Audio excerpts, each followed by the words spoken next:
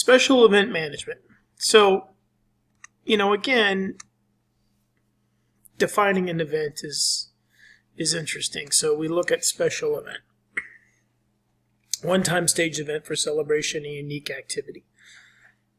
But it could happen over a couple days, right? Concert, 3-day concert is still one special event. And again, companies that the contracts to put on all parts of an event and production, again, special effects, theatrical acts, and hire speakers, etc., etc. So depending on what you want to do, you're there, right? So, an example, and it's a good example to use for us in this area, because, and this is wrong for me to assume, but let's go ahead and assume that a lot of you have been to Disney, and you'll hear that Imagineering term quite a bit, especially if you have been there, if you have Disney Plus or anything like that. But the Main Street Electrical Parade is a special event, nightly. So talking about the production value and everything that goes into just that one event, 365 days a year. I mean, it's crazy. So, but that's a good example of it. So, relationships. What do you need and desire? What are the goals of this event? And again, the parameters of a location. You've heard me mention before that understand what you can and cannot do. Very, very important that you do that.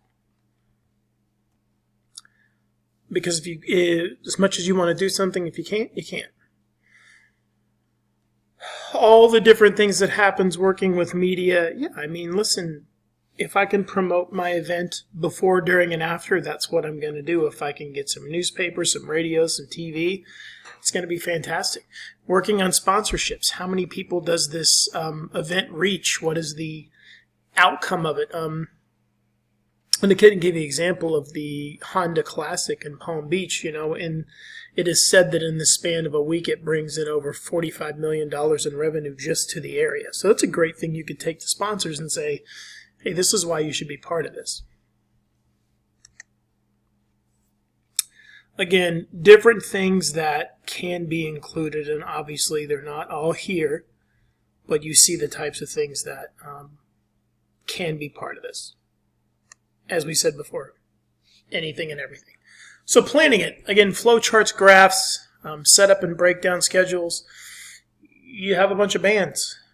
How many minutes between bands? What do they need to do? What don't they need to do? What does the headliner need? Blah, blah, blah, blah, blah. Policy statements on everything. Human resources is a great one because a lot of these events will require tons of volunteers. And when we think of volunteers, usually they're unpaid. We still have to make sure we're responsible for those volunteers, right? And what that entails. So that's a really good example that needs to be done. Infrastructure, again, people that may or may not be part of it. The mayor is going to talk and he's going to cut the ribbon and introduce this festival. Okay, so what does that involve? And then how many other groups are going to be there, media access, etc., etc. So, it's a lot. And sometimes it's, the more visible the person is, the more logistical stuff you're going to have to work with. So it's cool that you got Oprah to kick off her new tour in Fort Lauderdale, but a lot of stuff went into getting Oprah to kick off her tour in Fort Lauderdale and be on TV. It looks pretty cool. The planning that went into that little 10-minute thing on TV was insane, I promise you. So again, merchandising, promoting the event, all these different things that go into it, whatever it is, depending on who you're trying to reach and what you want to do. And that could, it's anything and everything. So the Honda Classic's a great one where we understand that a bunch of people are going to get free tickets, but we also need to sell a bunch of tickets to the general public. And then the PR of the organizations that the Honda Classic sponsors, the PGA Tour sponsors, et cetera, et cetera. So there's a bunch of different things that get involved with that. Considerations, again, promotional mix, direct marketing, sales promotion, publicity. You know these terms already, so I won't get into them too much. It's just how they relate to events. Again, publicity for us is we want it until it's bad. But then also, if I can go on a morning show, a local television morning show for 5 minutes and talk about this event that's coming up, fantastic.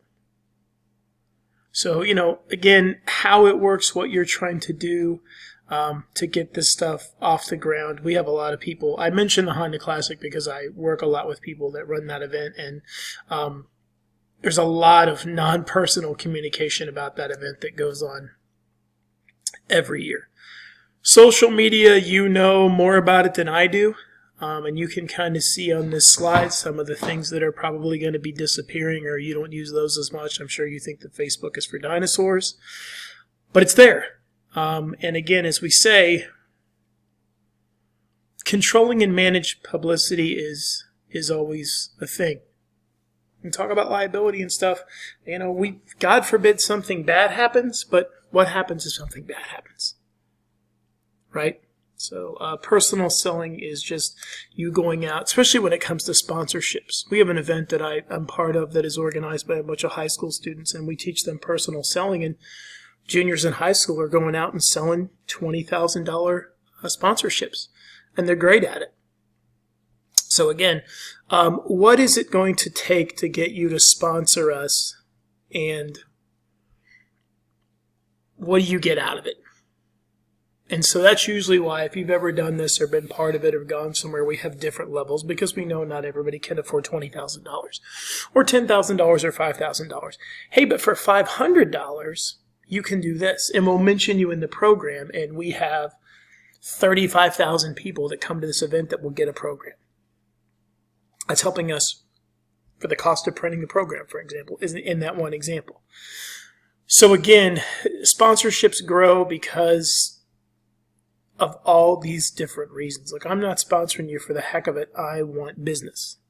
So how can I measure that? How can I do certain target market segments? People that show up for a 4-day golf tournament in West Palm Beach, Florida in February. What is it about them that I need to market to? And why I should sponsor that event? And why, when someone comes in and tells me I should, why that happens? One of the many reasons. Working with media, like we talked about, getting out there and hyping up the event. Free promotions, early in the day to make evening news if it's that day. Friday's the best day, like a lot of places, local news outlets will do. What are you doing this weekend? Or things to do this weekend. It's always a good time to go in there in the morning and say, hey, if you guys are around, we have this 3-day festival coming up. There's 50 bands, blah, blah, blah, blah, blah. So again, you look at it, and then if we can have people sponsor it. I know for a fact, living in Palm Beach County, again, going back to the Honda Classic, is, a lot of the media outlets, the local news, report very briefly from there every day, because it is such a big event for the area. So again, advance notice, all this different stuff. If we can get coverage, we want coverage.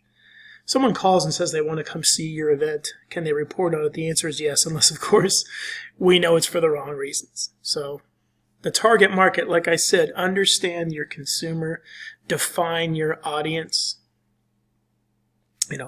scheduling, programming, expenditures, all that stuff that happens in positive economic impact to the event and the surrounding area. Goodwill. I mean, basically what we're talking about is, how do we say, look, this is our community. This event is happening in our community, and promoting that goodwill. For as much as you complain for a week that all these people are here, let me tell you what all these people do for local businesses. And let me tell you how much money these people spend when they're at our event. And those are the stats that you take that people go, yep, you know what, I can deal with traffic for a week. Again, venue, permits, government agencies, as much as you possibly can. You want to work with them. You don't want them showing up for the wrong reason. meet them all in person, secure vendors and suppliers, and the complexities of dealing with the public. Listen, it is what it is. Because someone pays a ticket, they feel like they have a right to act a certain way or do certain things, and we have to make sure that they have fun, but that they're responsible, and that we're responsible, right? So it's tough. And it's not, and I'm not saying just because alcohol's involved, but a lot of times when alcohol's involved, you have a little difference there. Logistics community, again, road closures, security plans. I want to run a 5K. Cool. Did you know we're going to have to shut down these 5 intersections for 9 hours on Saturday? So, again, all these things that happen, ticket prices and sales distribution. Tickets are $75 a piece. I'm going to set aside this many tickets for sponsors. I'm going to set aside this many tickets for VIPs. Now I need to sell 3,000 tickets at $75 a piece.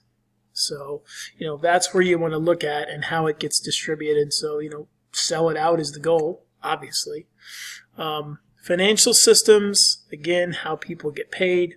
Volunteer and paid human resources support. I can't stress enough, especially when volunteers are concerned, coordinators. And having that system airtight, laid out, and planned, and overplanned. Very, very big deal. Accommodations for everybody else who's involved. Not just watching the event, performing in the event, or presenting, or whatever it's going to be. Registration and ticketing, scoring and results, things that we've talked about before. And listen, once again, all of this stuff that happens, you're going to forget something. The next time you do it, you'll do something else. And you'll remember, hey, remember last year, we can't do this again. The amount of events that I've done that I've learned, and even though they weren't exactly the same, I went, you know what? Did one just like this a year ago, and I know what we need to do that we didn't do there. And tell the client, this is why we're doing it. Tools for special events, there weren't any when I started, so I'm excited that there's a bunch now. I wish there was some when I started, to be honest with you. The budget, how much does it cost to rent the place? If it's not my place, then the client. How much are they paying? How much is all this other stuff that's going to go into it? Detectors at a concert for people coming in, only one entrance that they can get into. How is it barricaded off so they can't jump fences or sneak in or do all these different things? How are the police going to handle these situations? It's a lot of stuff. Production costs, depending on what you want to do. And you go, it's a small event. Okay, well, do you need sound? Do you need lights? Water, electric, gas. Crazy stuff. But all the little nuanced things that go into, for lack of a better word, pulling off an event, minor or major. Again, the cost of labor. Volunteers are great. I don't like for anybody to work for free, but, in some certain situations where the events are large and maybe you say you volunteer one day, the next day you get a free ticket to our event, I could see that that's okay, personally, but I'm not you. But how is all of that handled? And how much does it cost to pay all these 50 bands that are going to play at our music festival? And how much does it cost to market it? And what percentage do we want to use for marketing? All of that fun stuff. And then you get done, and you summarize income and expenses, all the contacts, final billing, media final press release, thank you notes. All the stuff that goes into a successful event. And you just want to decompress and be like, thank God this is over. Most of it is. But the end is just as important, if not more important, than the beginning. So you have to be very, very careful. Best practices in special events, less is the new more, stylish. Those things are great. Having a purpose for your event. The term experience now is thrown around a lot, but we do see this a lot of times. We're saying experience instead of event. And what that brings to your mind when you hear experience. And again, technology and face-to-face events, stuff's still going to happen. To the extent that it happens or how it happens now is a little bit different. We can do specialized events for 25 people. If they're the right 25 people that we need to do, we can make that an experience that they will never forget. And it'll be fantastic for our business or your business.